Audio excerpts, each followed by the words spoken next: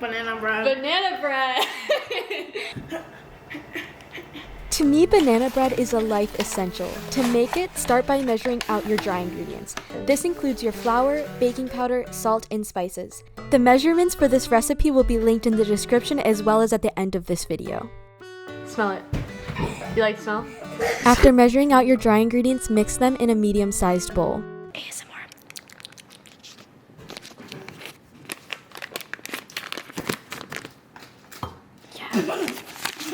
To work on the wet ingredients, melt your butter. If doing so in the microwave, make sure to do 30-second intervals, stirring in between in order to save your microwave from a greasy disaster. While the butter cools, crack your eggs and mash your bananas into a large bowl.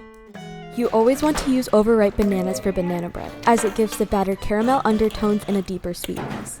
Add your sugars into the banana mixture. This recipe uses both white and brown sugar to balance the sweetness of the bread while complementing the natural flavor profile of the bananas. It happens. That looks good. Will you play mermaids with me? Yes, we're gonna play mermaids. Finally, add in your melted butter and stir the mixture. ASMR.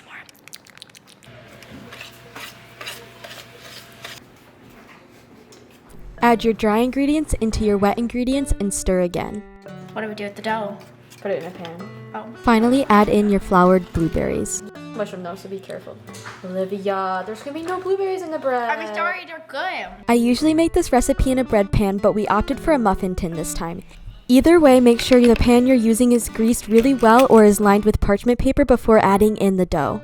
Bake at 375 degrees Fahrenheit until the top is crusty and the center is fully cooked. I need to be famous. They're gonna be famous for this video, I have a feeling. Bye-bye!